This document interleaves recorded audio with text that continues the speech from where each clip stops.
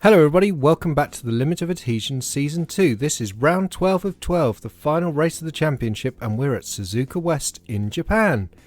My name is Gareth, but sadly Jim will not be joining us once again this week, so it's just going to be me and you guys enjoying this race together. A reminder, as always then, that you can find us at the limitofadhesion.com website for news, reviews, our videos, and to see the driver and team leaderboards. And let's take a look at that Drivers' Championship now. David Lyne confirmed as the champion following our last race at Spa. You can see his total points in the brackets and his actual points once you deduct the drop scores is 165, Rob Miller on 140. You can see Mark Tranter up to third in the championship ahead of Gavin Kelly, so that's still to fight for. And further down we can see that William Bibby demoted to 11th place with Gary Jones up into the top 10.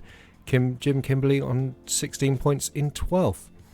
Take a look at the team's championship then. Stupid Aguri 19 points clear of Keith Chegwin Memorial Team with 43 points to score, all to play for between those two for the championship. Verge of Grip demoting Little and Large, 4th and 5th place in the championship you can see there, and Verge of Grip with a good chance of catching Williams in this final race. Dirty Legends and Alpha Blobby and Lucky Bibbs 6th, 7th and 8th as you can see there. So, as I say, Suzuka West, this is a 3.46 kilometre circuit, and we are on board with pole sitter Gavin Kelly for his pole lap. First corner of the lap, 130R, the super tricky fast corner there. You can see a little lift on the way in and then hard on the power. Now he has to brake slightly earlier here because before we get to Casio Triangle we have a tricky right-hander there and then a second one, both in first gear, and now you're hard on the power and you've missed all of the east part of the circuit, and we're on the way to the Degners now. So here's Degner 1, Gavin just lifting off slightly on the way in, and now he drops to third gear for Degner 2. Not using too much of that runoff, you've got to be a little careful on the way out of there or you get an off track. And now we're on the charge up to the hairpin, and he goes all the way down to first gear. Now on the run out of here you're going to see a very tricky little chicane that they need to go into. Gavin goes up to third and then straight back down to second as he goes into the chicane. Lovely cut on the way through there and into that little bowl in the middle of the chicane. And now we're hard on the power up to Spoon Corner. See if Gavin can snatch fifth on the way. Here the engine's screaming away there. No, stays in fourth, drops to third on the way into Spoon. You see a couple of cars up ahead, but they're not going to affect us.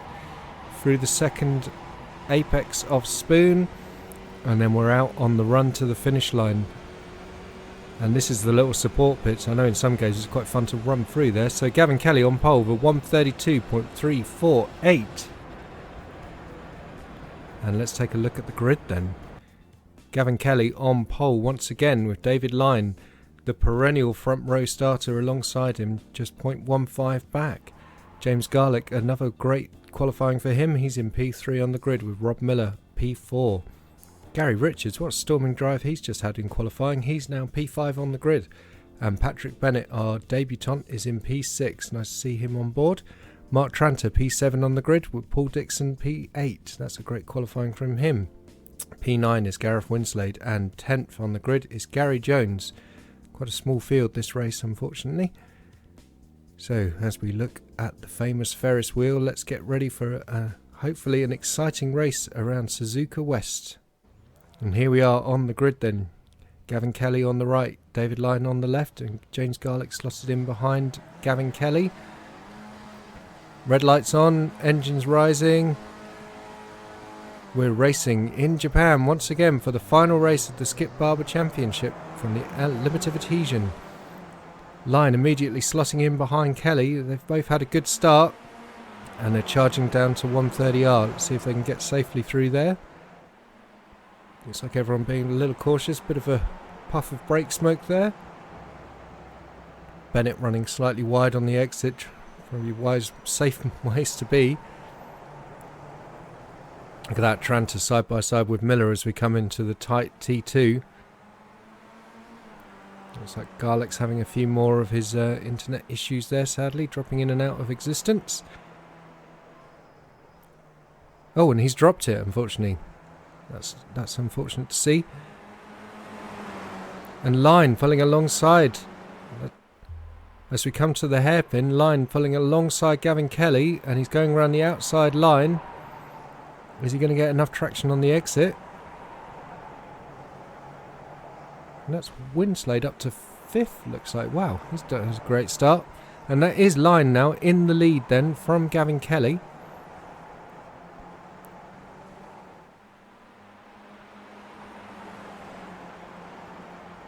So here we are then, coming up to Spoon. We've got David Line now leading Gavin Kelly, Rob Miller up to 3rd. Then Richards in P4, Winslade in P5. Then we've got Tranter, Dixon, Bennett, Jones and Garlic. Garlic all the way down to the back after that spin.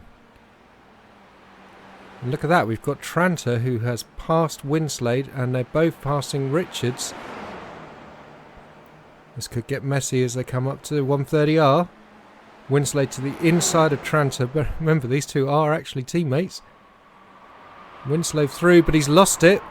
Winslade dropping it, can he hold? Oh no, that is a nasty crash there. Oh, poor Richards with nowhere to go as Winslade was sliding across the track after losing the car.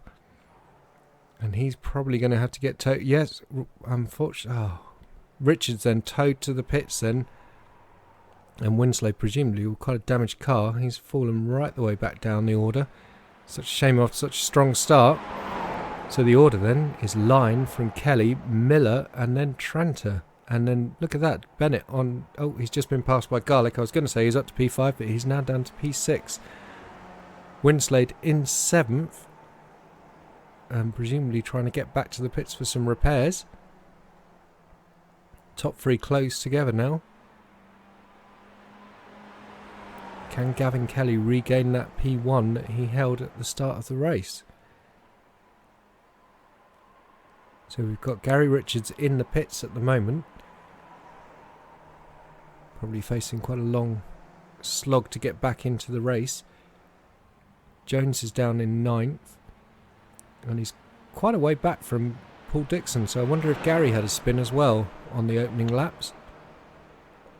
Here's our top 3 then on the way down to 130R once again on lap 3. Garlic now up to P5.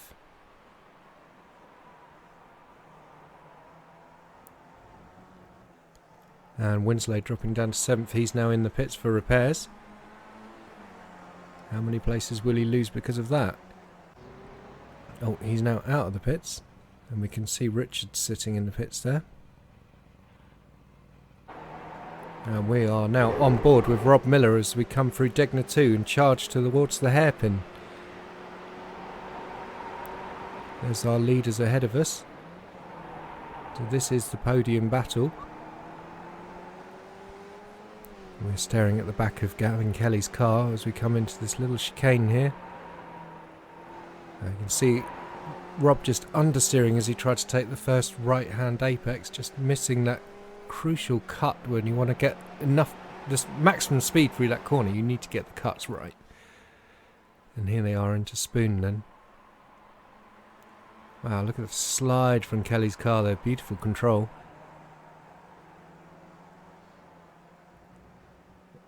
And round to complete another lap. Obviously a lot shorter layout than the full Suzuka. And we see David Line, current fastest lap, but no, so Kevin Kelly's just beaten it. 132.3. Kelly hard on the heels as they come through 130R. Is he going to try and make a move into this T2 corner? He's gone to the outside.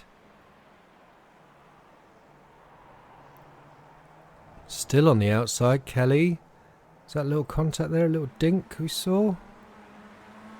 And Line just holding on to the lead. Hard to say where the best overtaking spots will be, because obviously we've lost the main straight from this track, so presumably into 130R, but we've seen how difficult that can be with the Winslade Tranter crash earlier on in the race.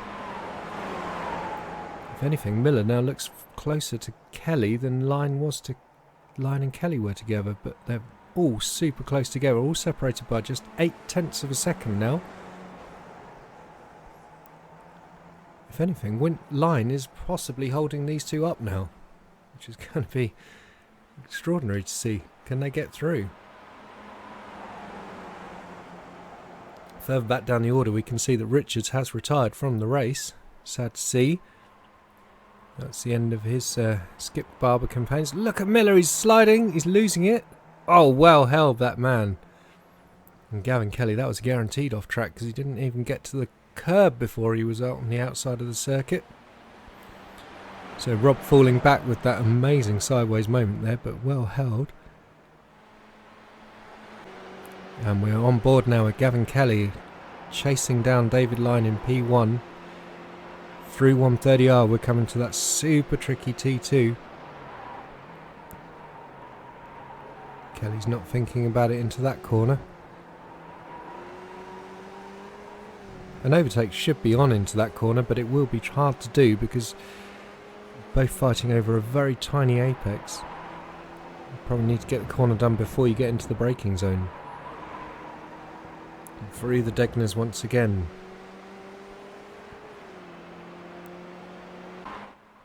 And we're cutting away now. There's the leaders once again into the hairpin. Now can Miller regain that? Well, a second he's dropped to these guys. You see Gary Jones further back setting his personal best lap so far, 135.118. So the order then: Lyne, Kelly, Miller, Tranter, Garlick, Bennett, Dixon, Winslade, Jones and Richards. Winslade less than a second behind Dixon now, so apart from this lead battle, that's probably going to be the only other one of interest at the moment. Everyone else quite spread out. Here come our leaders then, completing another lap. So they're on their 6th lap now, and Lyne, Kelly is shaping up a move on Lyne here, into 130R. Is he going to do it? Not quite. He's setting up for T2 though, he's got to be. But he's going to the outside, that's going to make his job a bit harder. Who can be later on the brakes? Lyne just having all of the advantage of that apex. So if Kelly's going to do it there, he's got to get to the inside. I just don't think he's going to find a way through on the outside there. So once again, through the Degners they come. Miller is closing that deficit from his earlier slide in Spoon. We've got a replay here from lap 1, so that's Dixon dropping it, Bennett taking avoiding action. Gary Jones losing his nose cone as he wasn't able to take as much avoiding action. Oh, and there goes the rest of his nose. Presumably he'll be popping in the pits for a little repair job.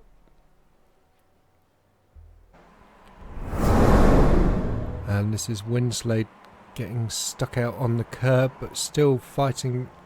Wow, look, so Richards was going sideways in front of Winslade, who was on the outside curb already and having some issues.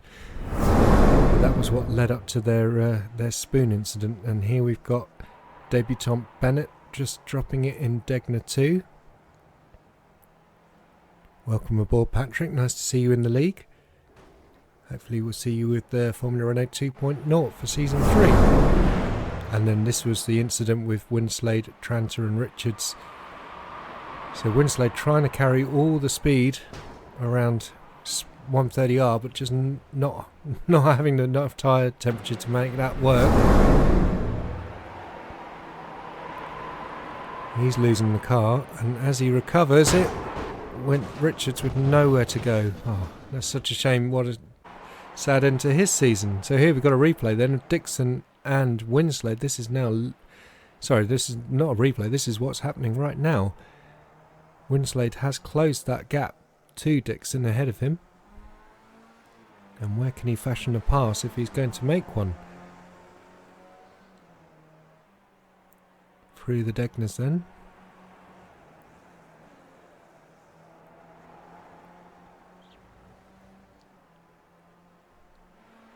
So here they come up to the hairpin. Winslade looking to the inside. Nothing doing. Dixon closing the door smartly. And here's the leaders then. Wow, Kelly just 2 tenths behind David Lyne this time. And he's opening up 130R as much as he can. And he's on the outside and inching ahead. Wow. Lots of opposite lock applied as he went through, but he still made the corner. And Kelly back into the lead. And look at Miller there trying to sneak by Lyne as well.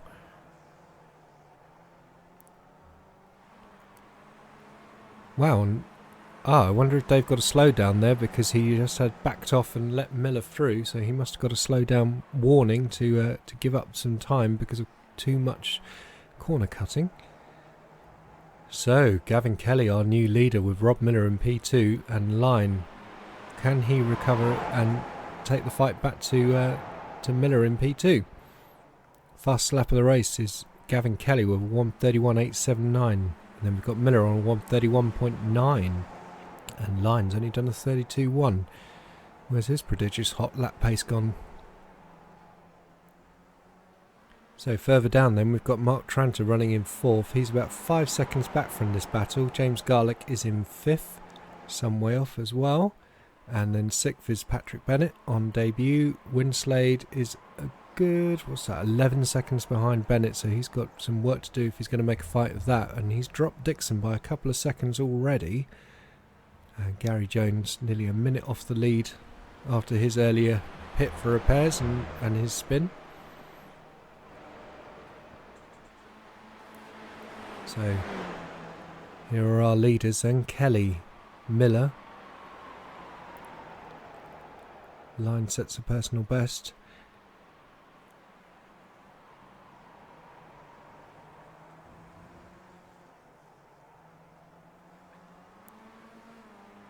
These are such tricky little corners to do. They're very slow.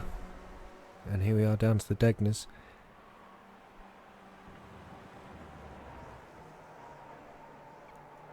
Through Degner 2.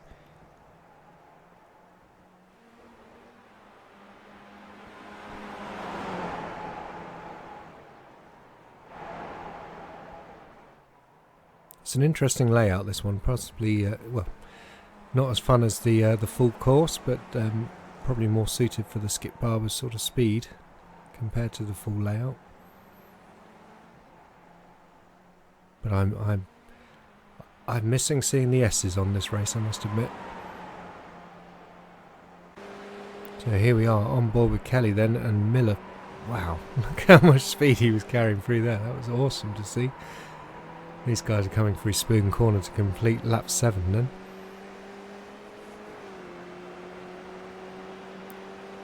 We're looking back at Miller as he's shaping up a move as they come down. This is the longest straight on this layout.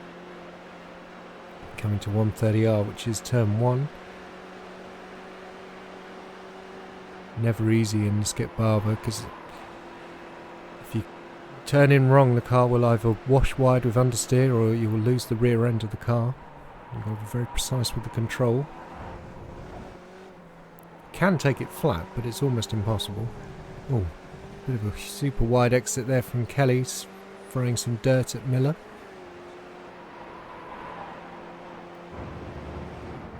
Wonder if that should be in the regulations, no spitting dirt at your opponents. 4 tenths is the gap between these two. Miller with the new fastest lap of the race, a 1:31.748.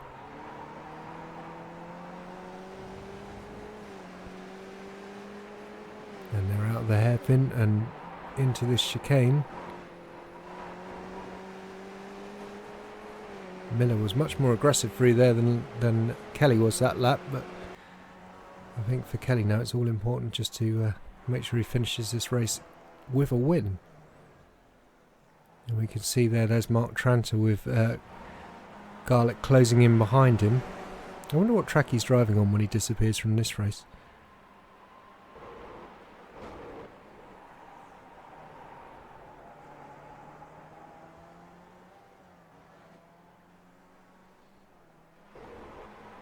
God, he's disappeared for a long time there. It makes it very hard to predict where he's going to be when you're racing against him. Hopefully he can get that sorted out for Season 2. Season 3, rather. So we can see on our driver tracker that our leaders are closing in on Gary Jones to put a lap on him. And you can just see how spread out most of the rest of the field are. We've got the Tranter and Garlic fight. Bennett circulating on his own, Winslade circulating on his own, Dixon on his own. Much more fun when they're all together, isn't it?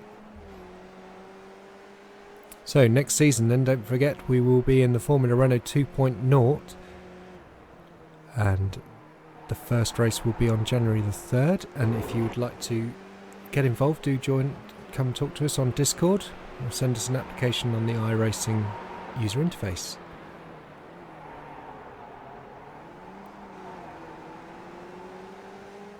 We're on board the nose of Miller's car as he chases Gavin Kelly, still for the win of this race. Just 4 laps to go.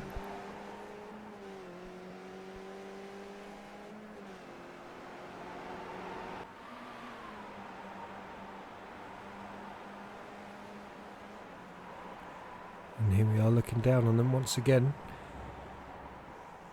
So Lyon has fallen back a good couple of seconds from these two, almost like he's given up for the fight for the year. But with the championship in his pocket, does he need to worry about getting a win when a third will do him fine? As he says, is that a new fastest lap of the race? It is, a 31.295, so still going for the hot laps is David Lyon. And here we come into P2, and there's Lyon's teammate Gary Jones ahead of Kelly and Miller. And an interesting way of letting the leaders through there for Jones. But good to see that he didn't interfere with this lead battle. And looking further down the order, I can see that Dixon is now ahead of Winslade once again. So I wonder what adventures have happened to Winslade. Here we come through the hairpin once again. 3.5 laps to go in this race.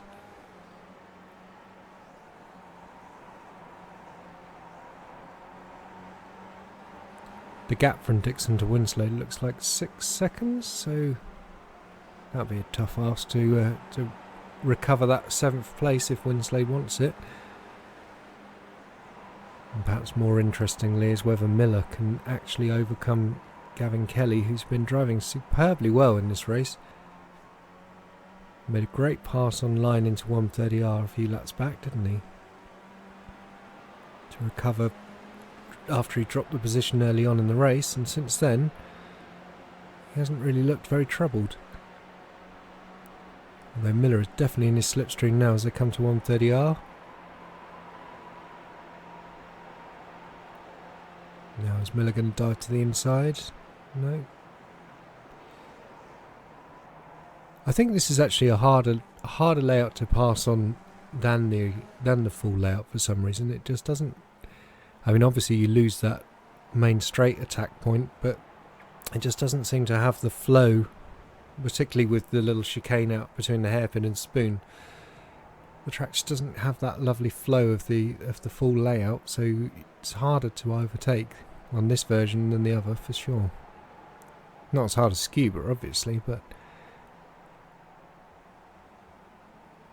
and probably harder than Okayama. That was our other Japanese track this season. Maybe we should have a poll of which was the best Japanese track in Limits of Adhesion Season 2. Was it Okayama, which was our round 2 race? Or was it Spa, which was round 5? Or you could have Scuba, which was round 10, or Suzuka West was Chicane, which is this race we are watching right now. 2 laps to go then as the cars come out of Spoon Corner once again. You see Lyon is recovering that gap now, 1.6 seconds he is now off the lead, but maybe a little bit of too little too late.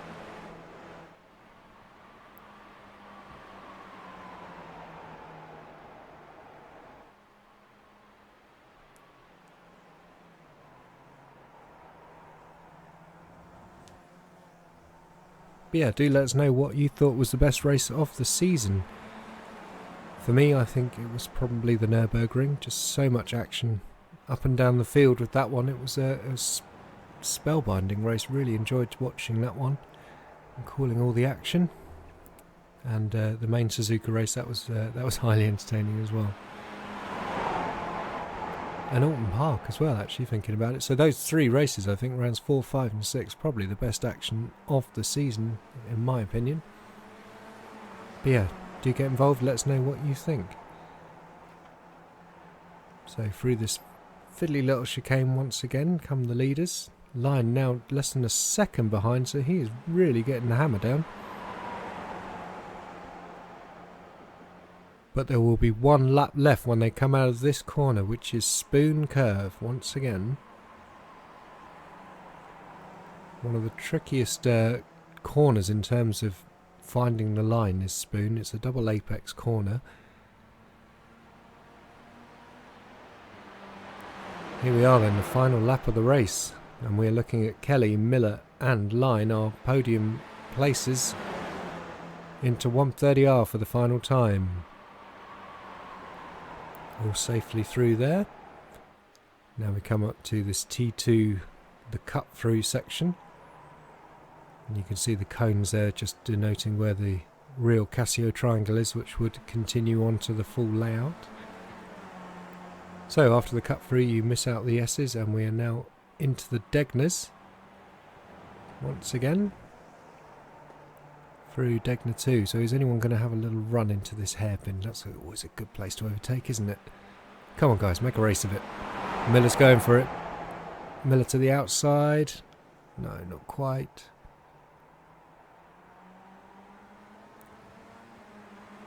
So they're not going to be able to do anything through the chicane, so it's all going to be about Spoon Corner, this final corner of the race. Look how close Line is now.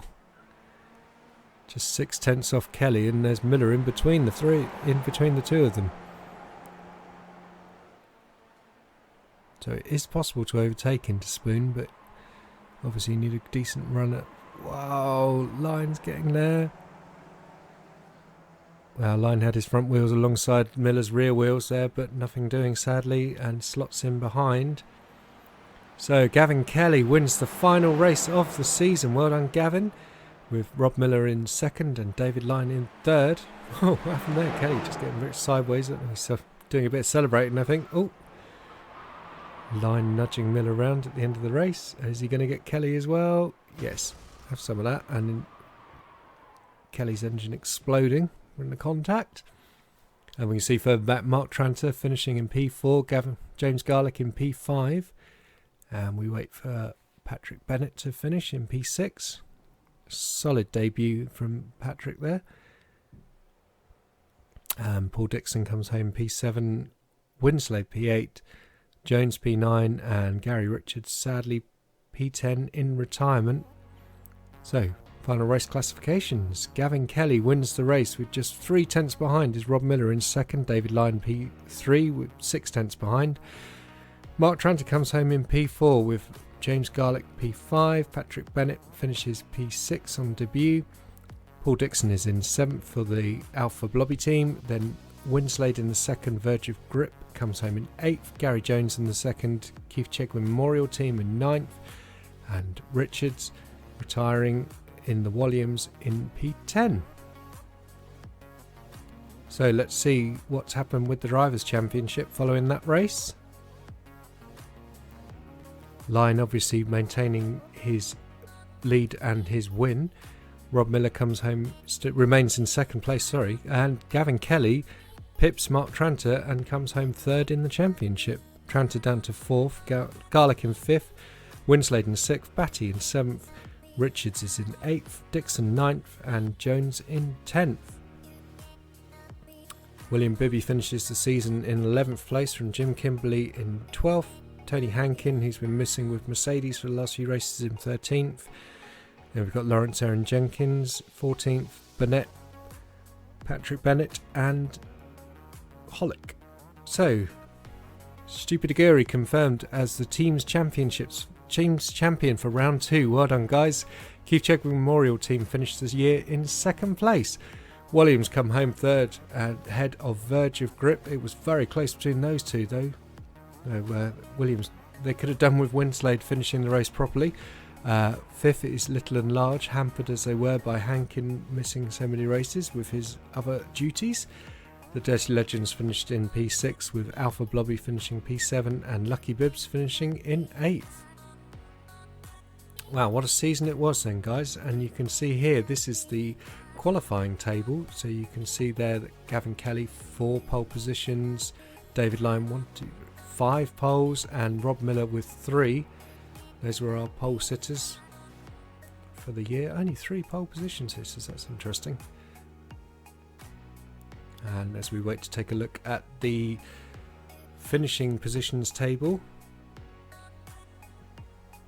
here it is. So you can see there that the gold, silver and bronze positions, Dixon with his 1 podium finish at Okayama, Bibby with 1 at Nürburgring, Winslade with 1, but it was the win at Lime Rock, nice for him, and Garlic with only the 1 at Laguna Seca. Gosh, that seems like such a long time ago now, doesn't it? So the red rounds obviously being the dropped rounds that everyone gave up to the final positions. So a reminder, you can find Jim at Jim on F1 on Medium, on YouTube and on Instagram. His serious writings on F1 as opposed to his more humorous stuff that he does. And you can find us at thelimitofadhesion.com. Look us up on Facebook, Limit of Adhesion. Don't forget to like and subscribe our videos and come say hi on our Discord. Well, that's it for us for this season. Thank you very much for watching. Hope you've enjoyed the season. See you all next year. Thank you very much. Bye-bye.